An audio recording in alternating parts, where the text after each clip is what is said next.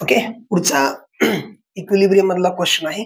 The dissociation constant of weak acid is 1 into 10 raised to -4. म्हणजे directly तर आपल्या लक्षात येते की के इज इक्वल टू दिलेला आहे 1 into 10 raised to -4 acid dissociation constant in order to prepare a buffer solution with pH is equal to 5. You have to prepare. आपल्याला 5 pH चे सोल्युशन बनवायचे आहे. Then concentration of salt to the concentration of acid ratio should be. Okay. पुन्हा एकदा हा जो question आहे तो हेंडरसन इक्वेशन वरचाच क्वेश्चन आहे की we are applying the Henderson equation for the acidic buffer solution. pH is equal to pKa plus log of concentration of salt divided by concentration of acid. Okay. Directly तुम्हाला काही गोष्टी सांगितलेल्या indirectly की समजा त्यांनी pH दिलेला आहे तुम्हाला. पीएच त्यांनी किती दिलेला आहे? PH is given by 5. PH हा 5 दिलेला आहे.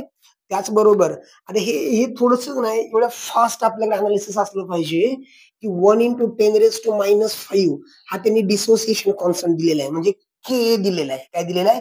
के. मग के वरून आपण काय कॅल्क्युलेट करू शकतो? पीके. अगदी फ्रॅक्शन ऑफ सेकंड. आता ऍक्च्युली इथं तुम्हाला सांगायचं म्हणून मी लिहायला लागलोय. अदरवाईज तुम्हाला चांगलं माहितीये pK is equal to minus log K हा फॉर्म्युला आहे. Okay. Minus log of 1 into 10 raised to -4. तुम्हाला माहित आहे की ज्यावेळेस 1 into 10 raised to पॉवर असते आणि त्याचा तुम्ही लॉग घेणार आहे तर डिरेक्टली हे कशामध्ये कन्वर्ट होणार आहे? Just like the coefficient. Directly answer काय येणार आहे बेटा? इट्स डिरेक्टली याचं उत्तर येणार आहे 4 आहे. म्हणजे तुम्हाला पीएच दिलेला आहे, पीके दिलेला आहे. ओके. म्हणजे पीके तुमची काय किंमत किती डायरेक्टली इथं बघितलं की लगेच कळतं बेटा. लॉग ऑफ 10 raised to -4 किती असणार आहे? -4 आणि साइन मध्ये ऑलरेडी असणार -4 मायनस साइन. त्याच्यामुळे ते काय होऊन जाणार आहे? प्लस. म्हणजे तुम्हाला पीके दिलेलं आहे 4. हे डिरेक्टली आपण कॅल्क्युलेट केलेलं आहे. आता याचा अर्थ असा आहे की तुम्हाला आता 5 आणायचंय ना. 4 मध्ये किती मिसळावं लागेल? किती ऍड करावं लागेल? निश्चित 1 ऍड करावं लागेल. मग आता हे 1 कधी येणार? कोणत्या संख्येचा लॉग हा 1 असतो? माहितीये आपल्याला. Log of 10. Log of 10. Log of 10 is equal to 1. इथे जे तुमचे ऑप्शन दिलेले आहेत त्या ऑप्शन मध्ये हा रेशो 1 कधी येऊ शकेल? ओके. हा 1 डिवायडेड बाय 10 अजिबात येणार नाहीये. 4 डिवायडेड बाय 5 येणारच नाहीये. 10 divided by 1 10 divided by 1 is equal to 10 and log of 10 is equal to 1. Directly answer काय असणार त्याचा बेटा? Option 3. Third option is the correct answer. 10 as 1. बघा हा एवढा सोपा प्रश्न आहे. इव्हन इक्वेशन लिहायची सुद्धा गरज नाही. त्यांनी दिलेलं डायरेक्टली वीक ऍसिड. एवढं आपलं अनालिसिस फास्ट असलं पाहिजे. लॉग वरती एवढी कमांड पाहिजे की 1 into 10 raised to 1 into something 10 raised to त्याची किती पॉवर असू दे ते डायरेक्टली लॉग मध्ये त्याचं डायरेक्टली कोइफिशियंट बनवून टाकणे.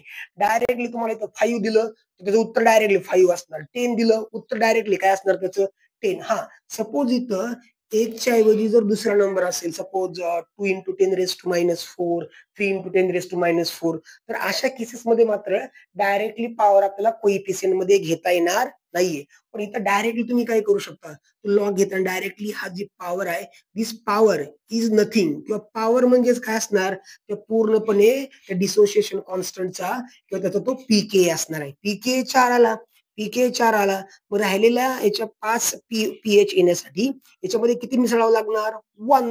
मग कशाचा लॉग ऑफ 1 सॉरी कशाचा लॉग हा 1 येऊ शकेल? तर 10 चा. मग हे पूर्णपणे रेशो 10 कधी येऊ शकेल? ज्यावेळेस आता बऱ्याच ठिकाणी सपोज दॅट 100 डिवायडेड बाय 10 तेही 10 येऊ शकेल. ओके. किंवा 1000 डिवायडेड बाय 100 तेही 10 येऊ शकेल.